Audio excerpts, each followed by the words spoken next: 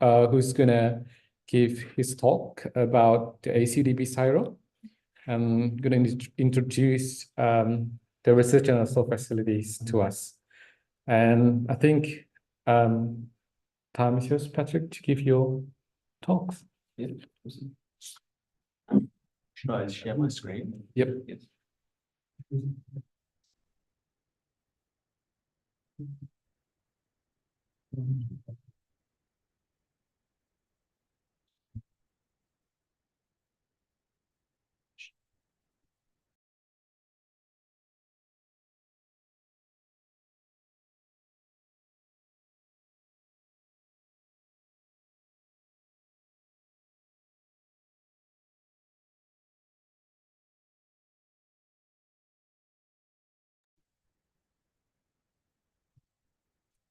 Hey, can everyone hear me?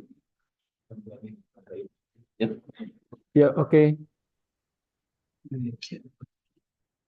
Just I present to you. Okay. All right. Well, I'd like to thank everyone firstly for having me at BRIN, as well as Callum, who's visiting with me. So we're very excited and very happy to be here. So firstly, thank you very much for the introductions, and for Sugi and his team for helping facilitate our visit to BRIN in Indonesia. So firstly, my name is Patrick. I'm a molecular diagnostician from ACDP in Geelong. I've been working at CSIRO for about 7 years in the agent characterization team, which also known as the sequencing lab.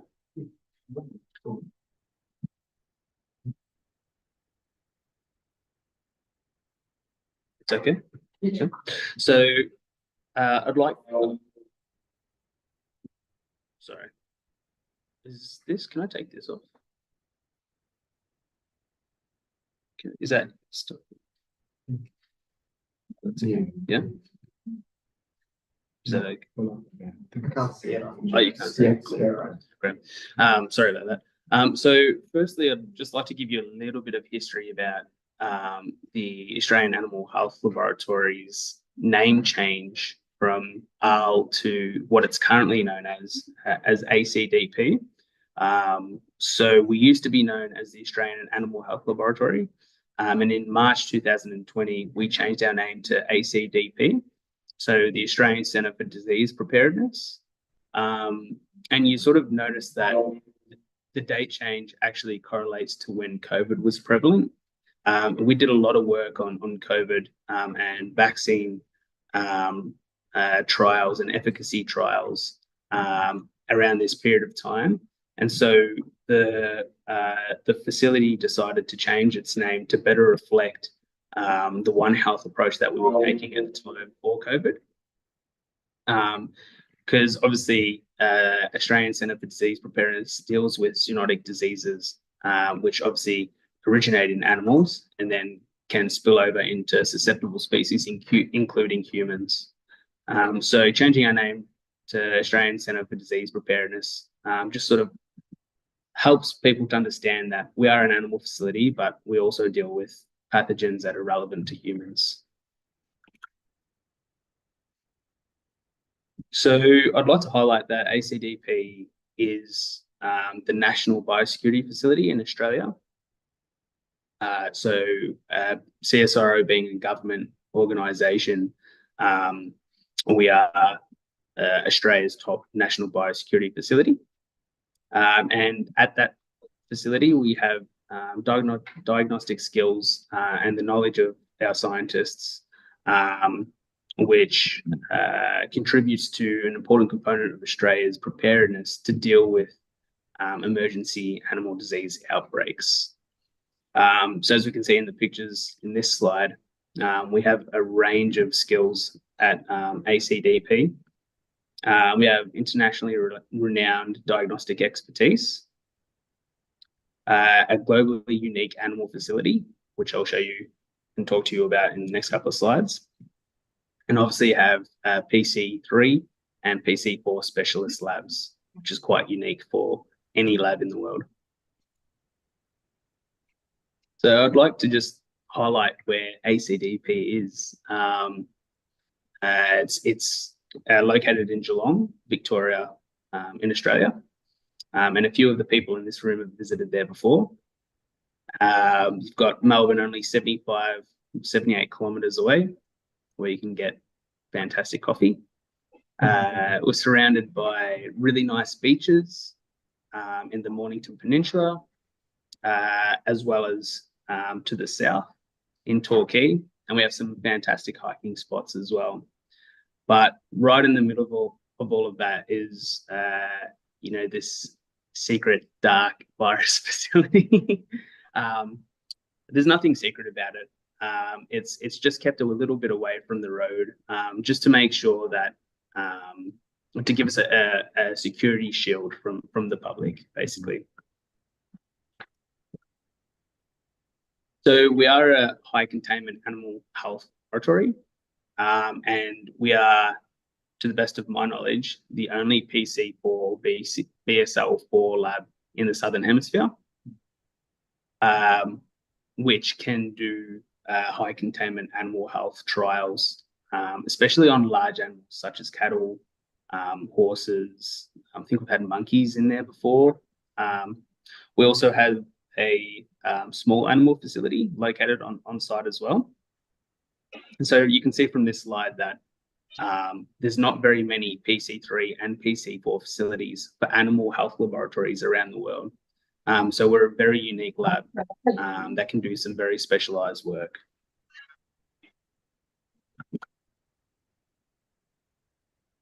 So I just want to speak a little bit about how we contain the viruses, because it is a unique facility. So it's actually quite interesting to learn a little bit about the engineering. So we basically operate on a box within a box principle. So our entire building at ACDP is one big concrete box, which we have PC2 labs located in that outer box. Mm-hmm. And then on the inside of that, we have another secure concrete building, which we call the secure area, which we have another box inside of, which have the PC3 and PC4 labs inside. So if you see this diagram here, you can see that the PC3, PC4, and the large animal facilities are located directly inside of the heart of the building. So it's got 3 layers of containment. And the PC4 labs are even more specialized, having special biohazard suits that we have to wear, and labs are at negative pressure to keep things in. The site itself actually has about 500 HEPA filters, 1,000 HEPA filters scattered throughout the facility. So it helps keep the air nice and clean. Anything that's going through biosafety cabinets, any infectious work that we do, all air is filtered rigidly to make sure that there's no escape of pathogens. And this goes exactly the same for our sewage treatment plant. So everything in our building is treated very seriously by disposal methods.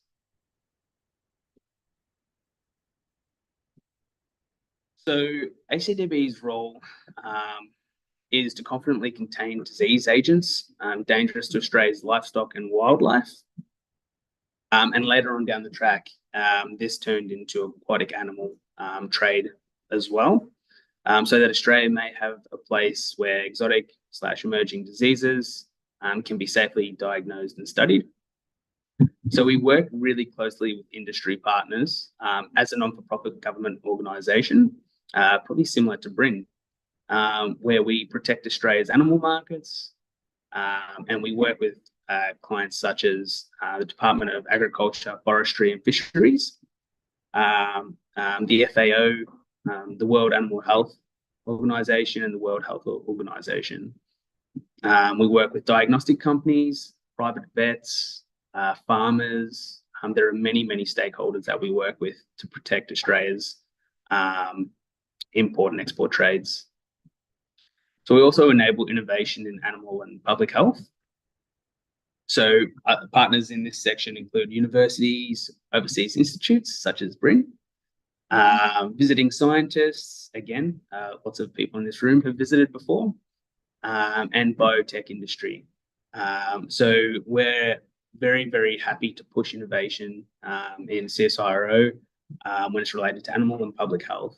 And so BRIN's a perfect example of this, where we're really working together to try and develop methods that are in favour for protecting public health.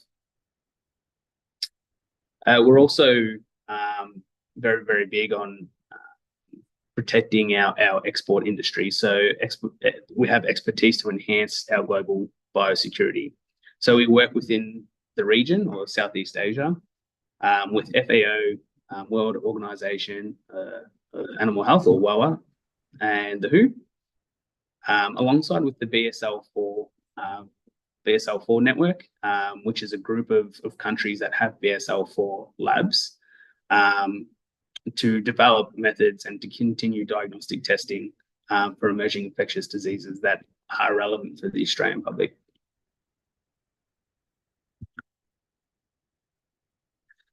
So a little bit more about what we do at ACDP.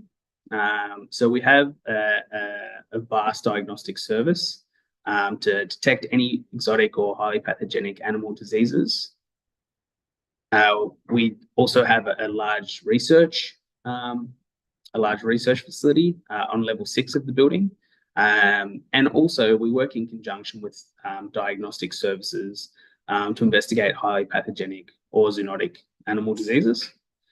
And obviously of particular interest is the exotic ones.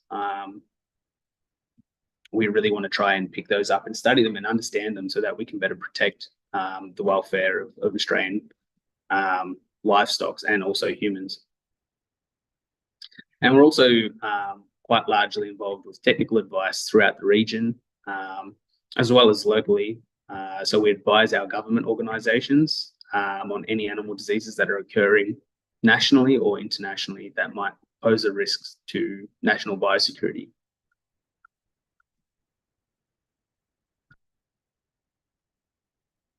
So ACDP maintains a diagnostic testing capacity in preparedness for any incursion of emergency animal diseases.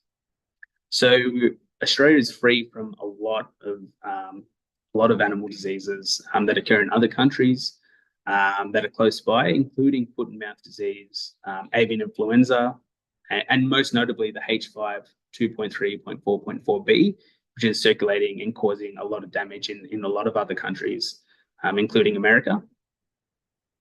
And we also don't have African swine fever, along with lots and lots of other exotic diseases. So even with strict quarantine procedures, there's still a large risk of exotic diseases being introduced to Australia.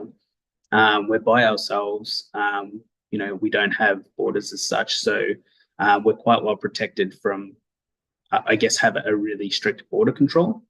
But there's always a risk of people or ships or different trade routes bringing threats into Australia. So we are an international reference laboratory for a lot of various agents. And so we have a lot of reference lab designations. So especially from WOA, we're a collaborating centre for new and emerging diseases, also for veterinary laboratory capacity building, test validation science, and I've just popped down a list of agents that we are a reference lab for, so including avian influenza. A lot of you know Frank Wong. He's our avian influenza expert. He'll be joining us shortly, in a few hours actually. So Frank is a huge asset to Australian biosecurity and for the region. We have an expert for each one of these reference designations, reference lab designations. So African swine fever, blue tongue viruses, classical swine fever, Hendra and Nipah viruses, and then at the bottom we've got a few fish reference lab designations as well. So we also partner with FAO Reference Centre for AI and the WHO Collaborating Centre for SARS.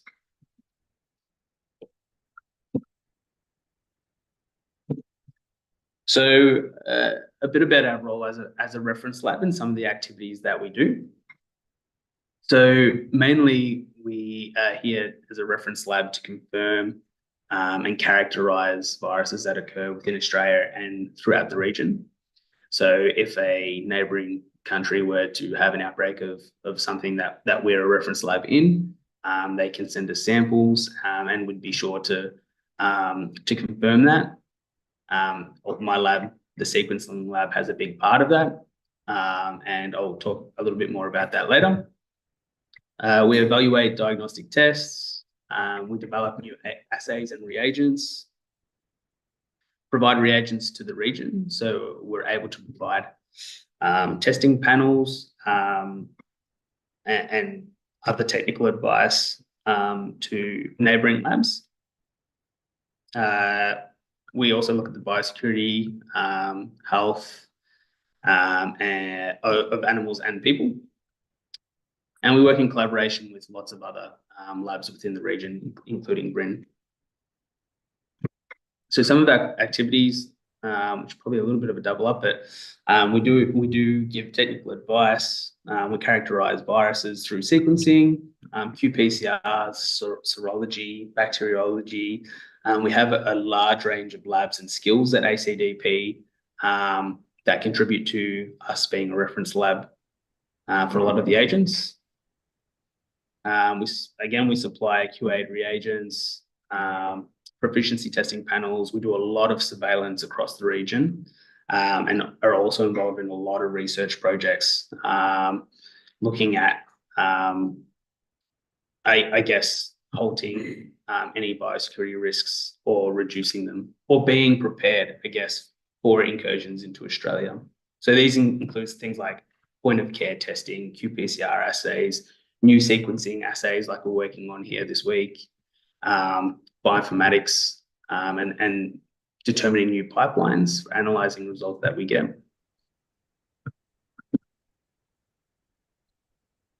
So I'd just like to talk a little bit about the threats that Australia is facing at the moment. A large one, or a big one that everyone's a little bit worried about is the H5N1 bird flu.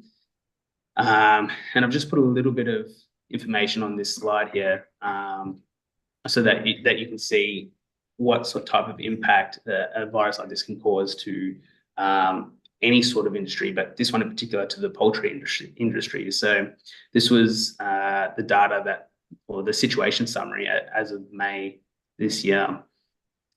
So you can see that total reported human cases in the United States is 3.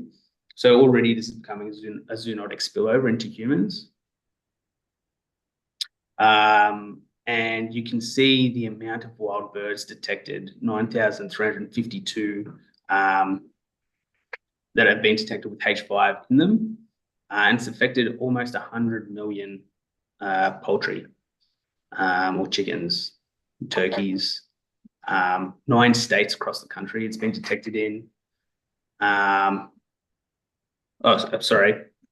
In cows, 9 states with cow outbreaks of H5N1. So it's not only just in poultry, but it's actually spilled over into other mammals or other animals.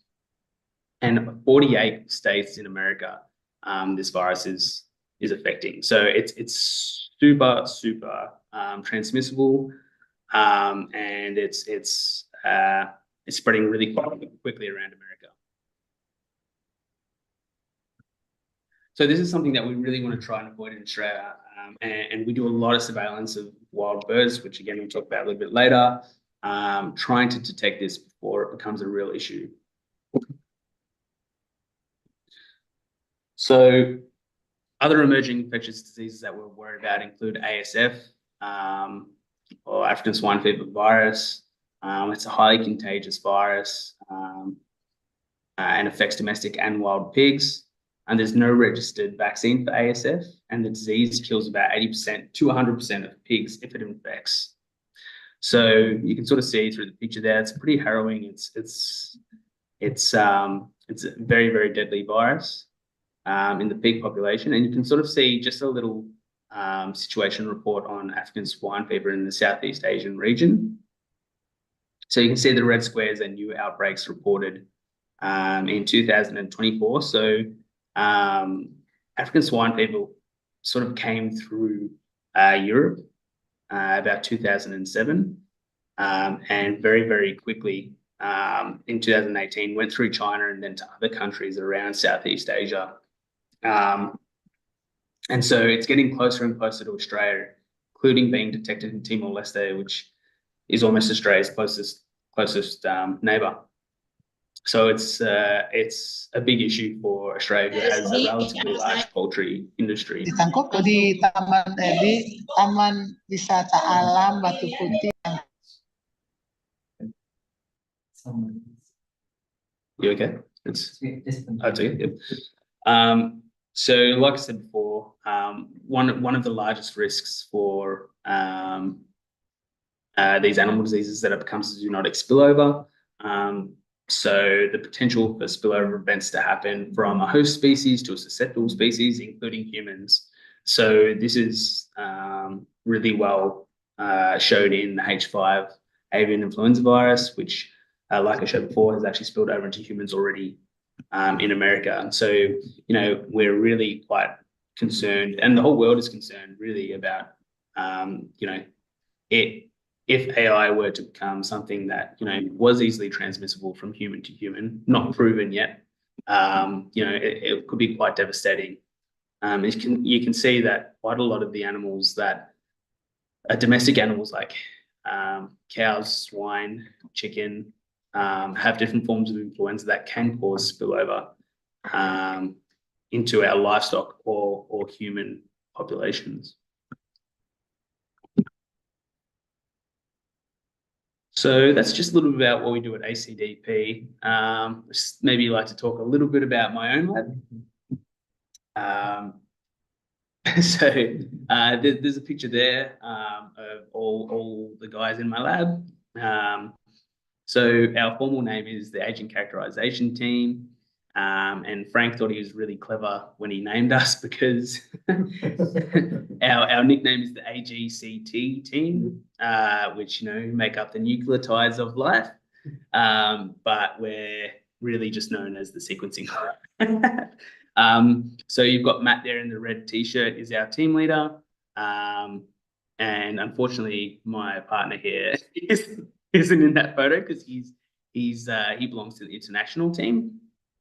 But basically, our role is to characterize pathogens via sequencing methods.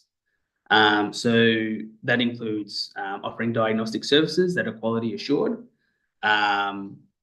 for high quality sequencing results. We conduct emergency disease research, which includes assay development for different agents. We participate in proficiency testing programs for reference lab activities, and we contribute to regional programs in Southeast Asia mainly, which include capacity building in different parts of Asia and as well as Indonesia. So why would we bother sequencing? I guess a lot of people have asked this in labs where we capacity build, where we want to build up a sequencing ability. So just want to highlight that, you know, qPCR is really quantitative in that, you know, you run a sample, you get a CT value, you get these nice curves, and then you get a CT value, and it'll basically tell you whether a sample is positive for a particular agent, and if it's strong or weak. So great test, very, very quick, but doesn't really give you a lot of information. Sequencing, on the other hand, allows you to get the whole genetic code or partial genetic code of an agent, which you can just dive right into and do a lot of different analysis to figure out subtyping.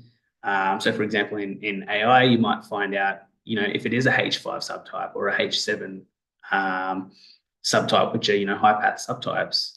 You can determine pathotyping, whether it's going to be highly pathogenic virus or low pathogenic type virus. You can do clade identification through phylogenetics. You can look at internal segments of the genome to look at reassortment, how things are changing in the environmental landscape.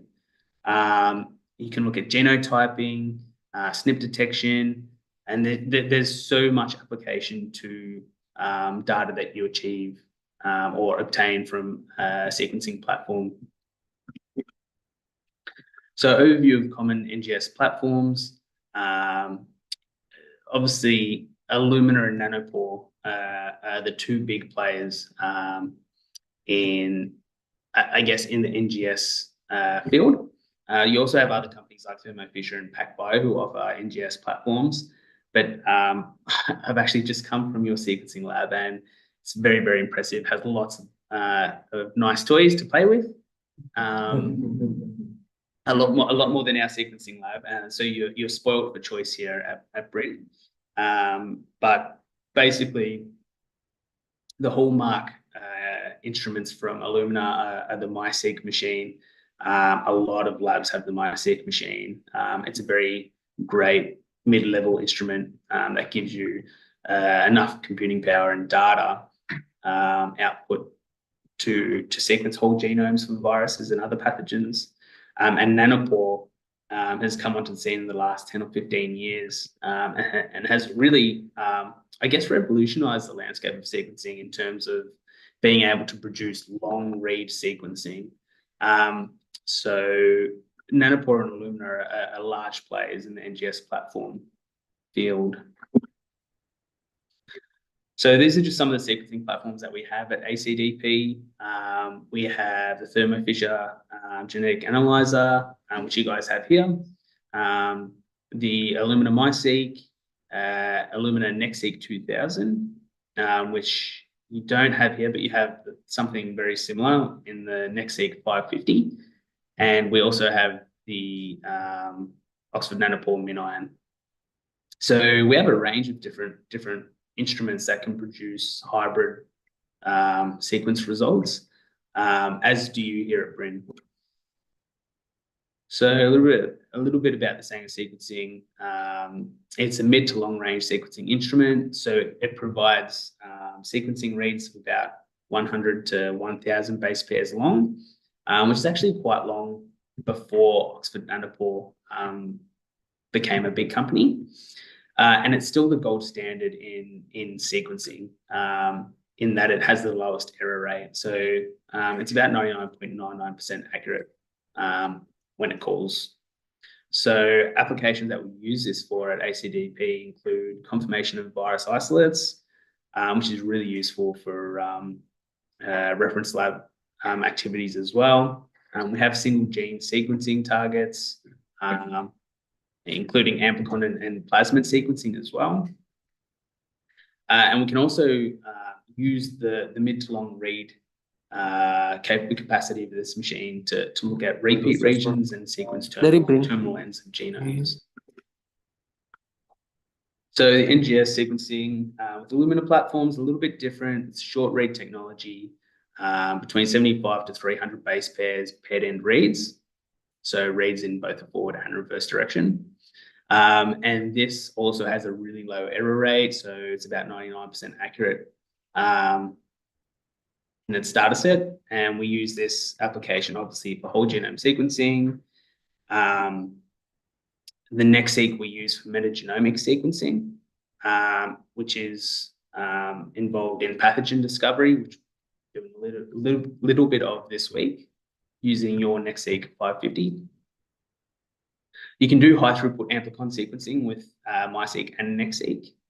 So it has the ability to multiplex a large number of samples, along with plasmid sequencing, SNP mutation analysis, and as well the ability to have high coverage read output from these machines allows us to look at things like quasi-species investigation as well. So if there's multiple species within a sequence population. And finally, with the ONT MinION, we have a long read sequencing instrument here. with an average distribution read length of around 15 to 100 kilo base pairs. But I think the actual record for the longest read at the moment is about 4 million base pairs long, or 4 mega base pairs long, which is super, super long. The error rate on the M.Eng is relatively low. About 5 to 10 years ago, it might have been around 95%. So it actually had a bit of error occurring within its data sets, but it's been much improved recently. So it's sitting at about 99% accuracy for a lot of ONT platforms. So it's rapidly catching up to the same quality as Illumina. So again, applications are quite similar to the Illumina platform in that we can do whole genome sequencing, metagenome sequencing, including pathogen discovery with particularly platforms with Prometheon, which we do have on level 6, but not in the sequencing lab at CSIRO. We can do high throughput amplicon sequencing, plasmid sequencing, pretty much the same things that we can do with Illumina. However, we have the added bonus of sequencing across larger lengths of the genome. So this is just a little comparison table, which we've sort of spoken about in the above slides. But the thing I probably want to draw your attention to is the last 3 columns. So, the output differences between, a Sanger sequencing machine. So the Thermo Fisher Sanger sequencing machine is about 24 reads per capillary, whereas you're getting billions of reads, or at least millions of reads in the NextSeq 2000, millions of reads in the Illumina MiSeq, as well as millions of reads with Oxford Nanopore. And the runtime can change quite significantly depending on what platform you're using. So MiSeq is about 16 to 24 hours. The NextSeq is 19 to 30 hours, so a little bit longer, but you're getting a lot more output. The Thermo Fisher machine goes for about 2 hours per injection, but doesn't give you that much data per injection, about 24 reads per injection. But the real advantage to Oxford Nanopore is that you can look at the sequencing in real time. So you can stop the machine in real time before 72 hours to pull out your data, or you can just pull out your data whilst it's running and see if you have the correct amount of data to do the analysis that you want. So I just want to give a few examples of some of the work we do in the lab.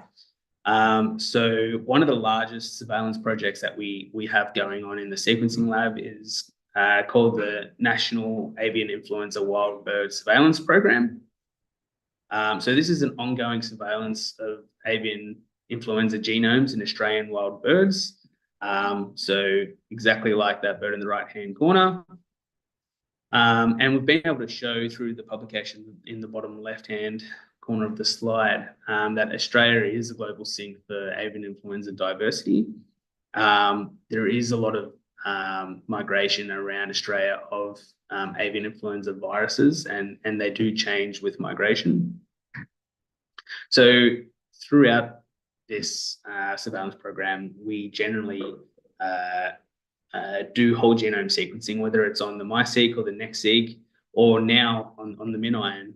We're able to produce AIV genomes really readily and create these nice big trees like you see in the bottom right-hand corner. And we're able to view how distantly or how closely related they are and track migration across Australia, which is really, really cool. And another project that I was pretty heavily involved in was the reference lab characterization of African swine fever in Timor-Leste. So we confirmed and further characterized the ASF virus from samples submitted to ACDP as a reference lab submission. So samples were submitted from East Timor, and we confirmed it as ASF. But then we were able to use the MiSeq, MiSeq to determine and characterize the whole genome of African swine fever for the first time in Timor-Leste, which was a nice little publication. And through doing that, we were able to sort of we were able to view the entire length of the genome. As you can see in the bottom right-hand table, we were able to characterize the whole genome, 192,000 base pairs long, and get important data in terms of number of open reading frames, which will allow us to look at different genetic markers across the genome. ASF is a really highly conserved genome, so it doesn't change in a lot of areas. So the ability to sequence across a whole genome and look at molecular markers is really important, because that allows us to see epidemiologically where the virus has come from and how it might be changing over time. So I'd just like to thank everyone at BRIN for having Callum and I for the weekend, and Frank later on tonight. It's been a great experience so far. It's been really, really nice to work with everyone collaboratively to I guess, to optimize new sequencing methods here at BRIN. So I'd really like to thank everyone for their hospitality. And yeah, I'll take any questions if anyone has any. So thanks. Thanks. Fantastic talks from Patrick. We introduced the ACDP, Australian Centre for Disease Preparedness, Australian disease for Australian Centre for Disease Preparedness, or ACDP, which is belong to CSIRO. So it's like BRIN. So ACDP is part of the big like a big company, government. Anda adalah biasa dan kami mohon kepada penonton agar tidak berpecahkan pada. Wait a minute. Okay.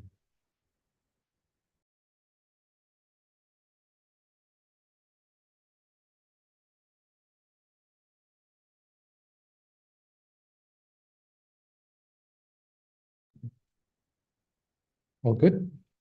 Yep. Okay, thanks.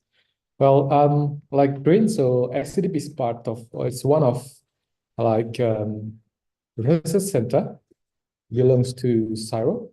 CSIRO is a what's it called? What's the longest? Commonwealth.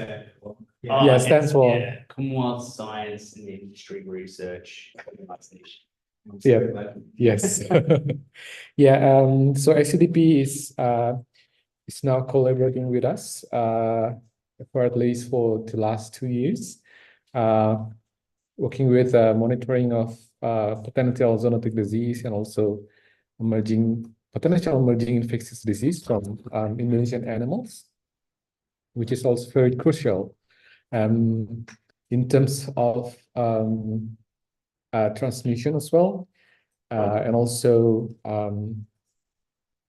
other related to the like cultural and also economical value of the wildlife trade in certain area in Indonesia. So everyone would like to ask anything about ACDP CSIRO, which is already introduced by Pat. You can write your questions in the chat box, and also you can raise your hand so you can ask directly to Pat. Anyone? Yeah, Pak Ugi, may I Yes. have one question, please? Okay, without raising hands, okay, yeah? Okay. Special for you. Click on, yeah. All right, thank you, Mr. Patrick. That was a great talk about your. I'm interested in your, sequencing thing, because maybe Mr. Ugi already told you about our sequencing program.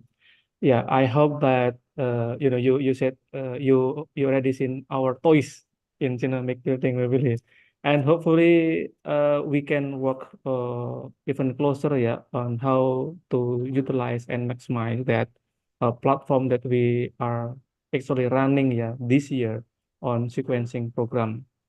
My question about your one of your research activity, you said you are developing also like a monitoring tool for animal disease, but do you also develop a vaccine for a disease, yeah, animal disease in your laboratory? Thank you. Yeah, so in our particular laboratory, we don't directly involve ourselves in vaccine production, but we do confirm virus that's going to be used in vaccine production. So in terms of creating proteins in animal testing, we'll confirm viruses before they're used in vaccine trials. But we don't particularly work in manufacturing vaccines themselves. So I suppose we're involved a little bit in that sense, but we're not directly involved with vaccine production, I would say. But there's always scope to do that. There's always scope to be involved in vaccine trials and production later on down the line, I think.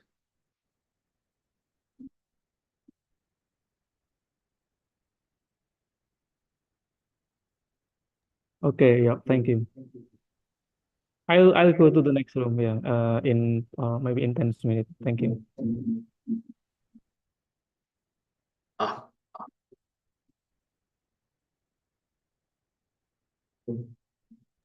All right, then. Actually, I might even add, sorry. I actually might add, we actually did do quite a lot of vaccine development throughout COVID. Just as an example of what we might be involved in. Sorry, it just came to mind that, yeah, through efficacy trials for COVID, we actually tried, I guess, manufactured vaccines in animal testing. We wanted to see if there were any mutations through passing it through animals. So that's something that we have been involved in a little bit through COVID and through other vaccine trials for other animals. So that's sort of just an example I thought I'd give about our involvement in sort of vaccine programs. Yeah, I just remembered.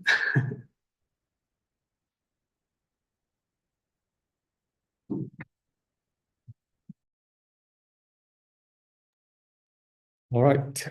Thank you, Pat. And anyone who'd like to ask anything, especially about the animal health, or maybe about the biosafety level 4 or physical containment level 4, which located in ACDP labs in Geelong, in Melbourne, near Melbourne. Anyone? I also might add that totally fine if there's no other questions. I'm very happy with that. But also, I might add that even though we're collaborating this week with BRIN, and you know, I go home on Friday, it doesn't stop there. So if there's any questions that anyone has in terms of sequencing or the capacity to sequence, or any sort of molecular biology sort of question that we might be able to help with, yeah, really feel free to contact us through the international program or directly, because we're always very happy to help and give advice and learn where we can as well. So, yeah. Okay. This question from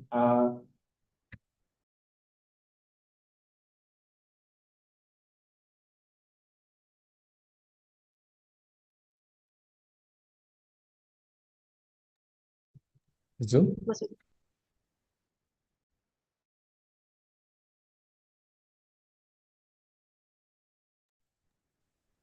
Mas Suci, sorry, mic-nya masih mute. Okay. Oh, Accident? Yeah, accident. I thought that would be directly connected to the speaker. Well, there's a question from again for to you. Hi. Yes. Halo Mas Sugi. Hello. Hello Patrick. Nice to meet you. Great Hey, talk. you Thank too. you very much. So my name Gege from Applied Zoology. Thank you for your interesting talk. Can you hear me? Yeah. Okay. Yeah. So yeah, instead of the great methodology of nucleic generation sequencing for detection of the pathogen, I'm also interesting because yes, you see, actually I'm on holiday, but I'm interesting to your talk.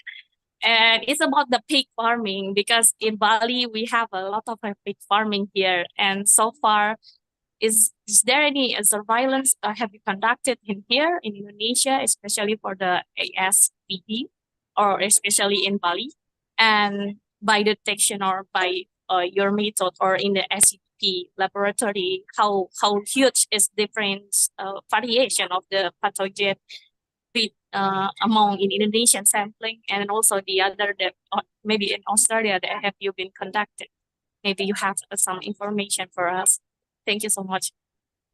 Yeah. So sorry, your question was related to African swine fever. Did I hear that? Pardon? ASFB, is that what you mentioned? Yeah. Yes. Yep. Yeah. The Asian tiger fever. Yep. Yeah. So obviously we don't have African swine fever virus in Australia, but we've worked pretty closely with a lot of countries on detecting ASFB because it's a very conserved virus. And so I've actually done a lot of work on African swine fever. It can be quite a tricky virus to sequence the whole genome of because there's a lot of repeats, especially towards the end of the virus. So we've actually developed a lot of different methods to detect, firstly, genetic markers, so markers where there's going to be genetic variation, and where we can do genotyping and further characterization for subtyping and tandem repeat sequence areas where we can determine different variations. So yeah, we have been contacted through the regional program by various countries, including Indonesia.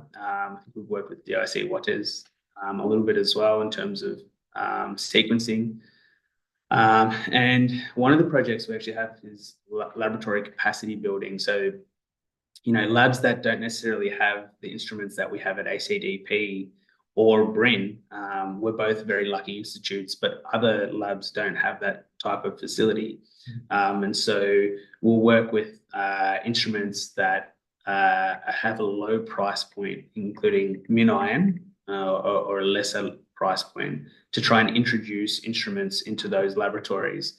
And once we have instruments in those laboratories, then we're able to develop assays. So things like PCR, conventional PCR, targeted at those genetic variation regions. And we can use MinION as a lower price point instrument to try and sequence those areas. Once we have that type of sequence available, then we can move into how do we analyze that data? How do we make that data tell us something?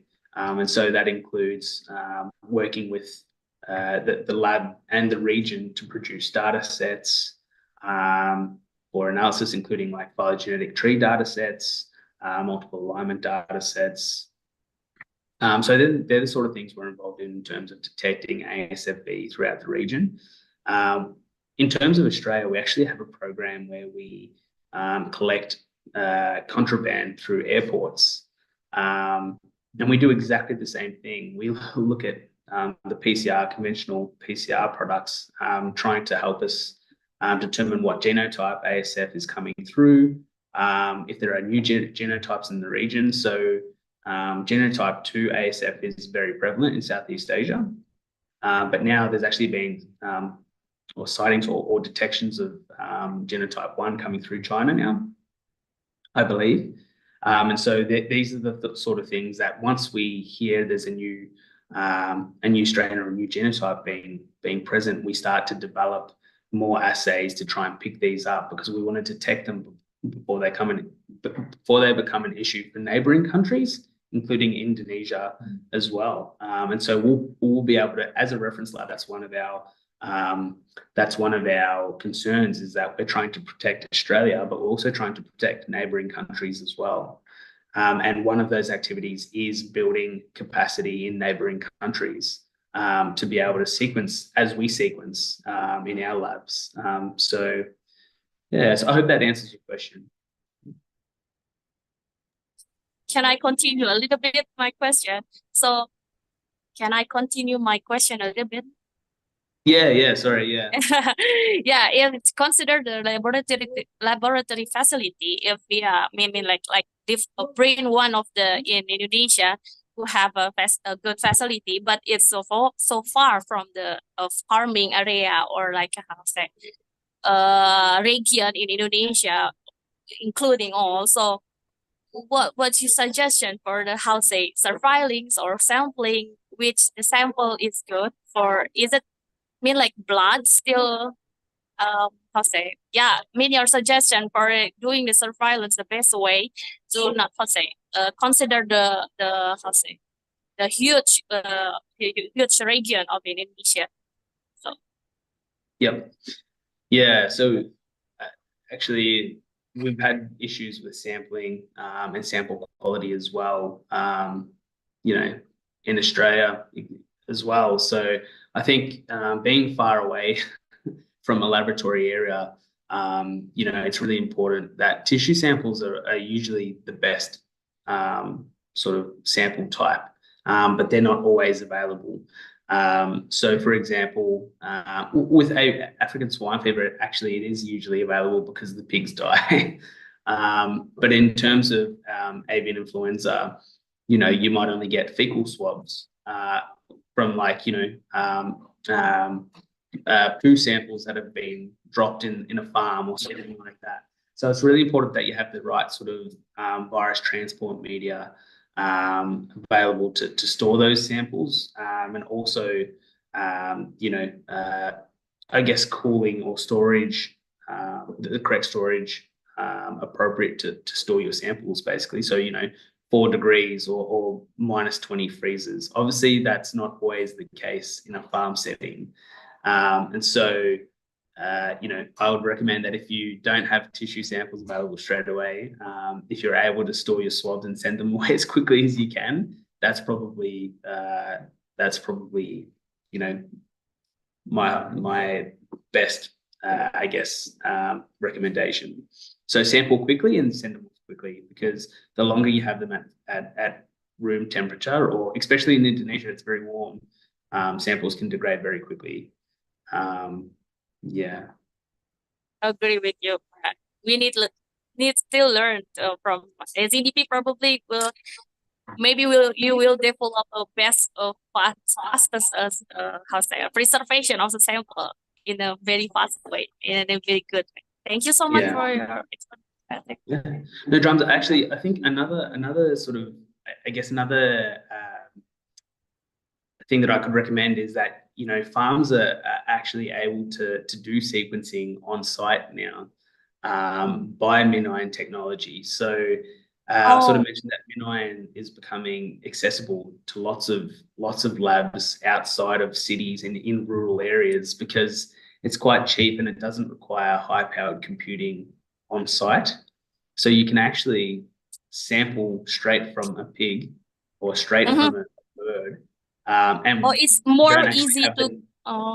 Sorry? Is MinION, right? MinION is more portable or easy to bring. Yep. So it weighs about 100 grams, so less than your phone. Okay. So it's Mr. Ugi, probably you can solve the problem with Mr. Ugi. Thank you so much for your recommendation. I couldn't quite hear that. I couldn't quite hear that. Sorry. Oh, it's okay. Yeah. So very, very portable, and very easy to transport. Consumables are pretty easy to come by, at least in Australia. I think there's actually a distribution center in Indonesia now.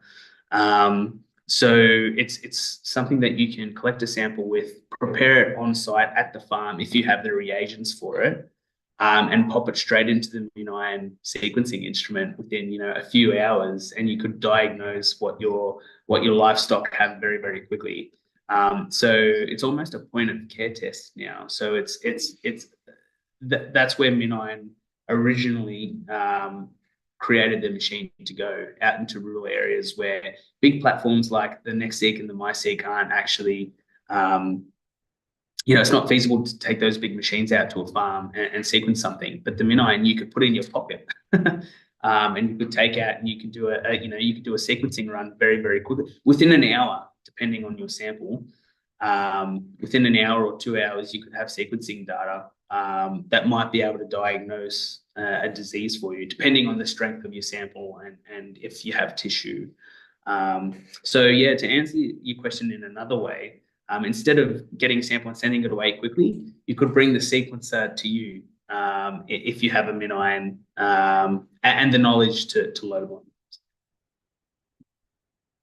Thank you so much, Patrick. Thank you. Thank you, Mas Ugi. All right. Thank you, Dede, Bali. Have a nice vacation for you. Any other questions from the audience online and maybe in this room?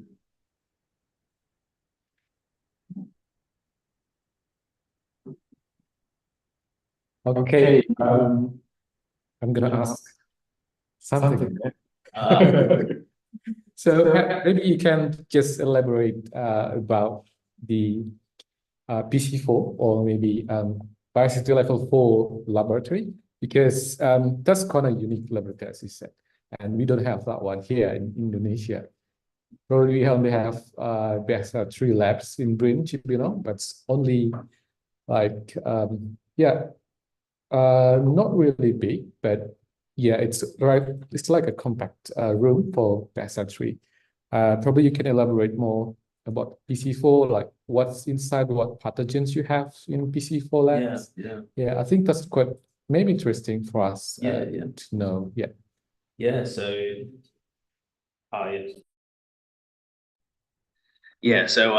great question, and it is pretty interesting, and one that I'm sure there's people at ACDP that are more qualified than me to answer, but definitely, I talk about that box within a box theory, I guess. So our PC3 facility is actually the third containment level. So the box within a box within a box. So the lab that you visited at ACDP, that's PC3, even inside the corridors. And so the BSL-4 is within that box. And so you have to wear hazmat suits that are positive pressure, that you have, lines connected to the roof, providing oxygen, so that you're not in contact with the laboratory environment. We have lots and lots of PC4 viruses that we keep in there, including coronavirus, which is actually recently been downgraded to PC3, so that we can actually work with that in normal laboratories. But we have things like Ebola virus. Hendra virus was something that CSIRO was actually very famous for characterizing and isolating. So I think we isolated Hendra virus about 20 or 30 years ago. I think, so that they're the type of viruses that are huge, that mainly the viruses in that area are high risk to humans. So they're zoonotic diseases that pass from animal to human that are very, very deadly to human health, or detrimental to human health. So, it's an interesting facility. I know that I have not been in there before because I'm not trained to do that, but I know the training is very extensive. Like it's about a year. You have to do about a year of training before you can even step into the lab. And when you are in a hazmat suit and you come out, you have to have a shower with the suit on. So it's a chemical shower, and then you have to get undressed and have another 5-minute shower. And then if you want to go to your car outside, you need to have another 3-minute shower. So you have to be very, very clean by the time that you leave the facility. But PC4 facilities are very highly trained, and there's lots and lots of safety precautions before you even step into the room. You have to have someone monitoring you from the outside. And also, one of the funny things I think that people mention when we talk about PC4 containment and working in PC4 containment is that everything takes longer to do.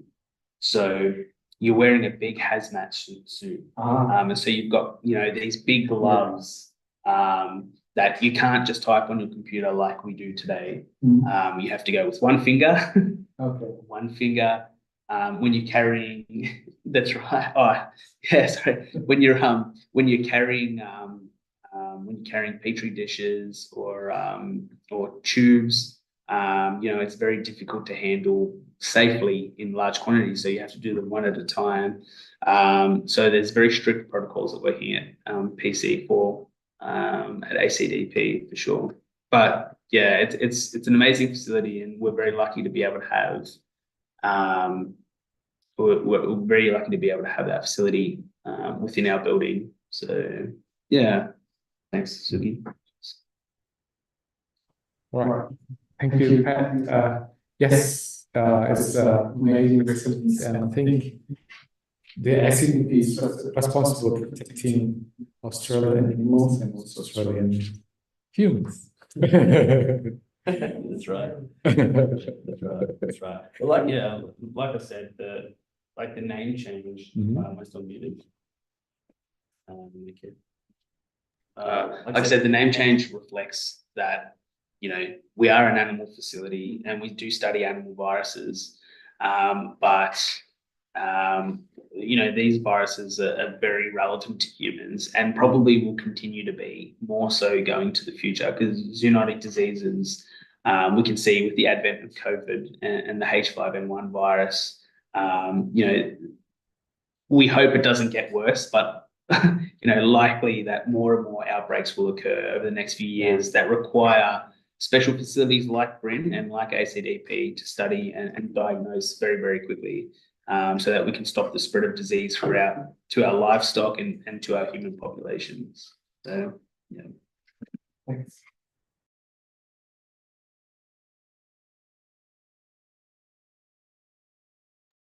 Any other questions from the audience online?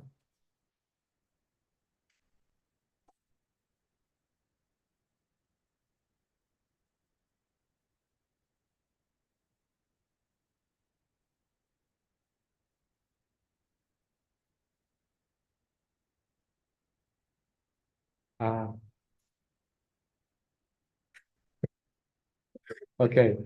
All right. If there's no other question, I think we need to end off this webinar. Oh yeah, and then I'd like to say thank you to the all audience here, and also especially for Head of Research Center for Applied Microbiology for allowing our colleague from ACDP CSIRO Australia to introduce the institution to us. I think we'll have more thing to discuss how we collaborate in the future. I think it can be more or less like capacity building, which is we said that ACDP is more experienced, have more experience and a more established laboratory and also facilities, and I think it's a good opportunity to us to learn from them. They like regular how they manage like, for example, the sequencing process and other business processes in a laboratory. I think that's all from me, and then thank you. Thank you for your attention. Thank you for listening. And then back to MC, Ibu Wada. After you. Thank you, Mr. Sugiyono, for leading a very interactive discussion. And thank you, Mr. Patrick, for a very interesting presentation. And as a token of our discussion and appreciation, we will give a certificate for Mr. Patrick Milleto as a speaker. Thank you very much for sharing your valuable knowledge. Ladies and gentlemen, this is the end of our agenda for today. I'm Waratuharia on behalf of the committee, I would like to say thank you very much to our speakers, moderator, and all participants. See you in the next event. Wassalamualaikum warahmatullahi wabarakatuh. Thank you. Thank you very much. Cheers. Thank you. Terima kasih. Mas Sugi, makasih Mbak Wardah semuanya. Terima kasih semua. Terima kasih Bapak Ibu.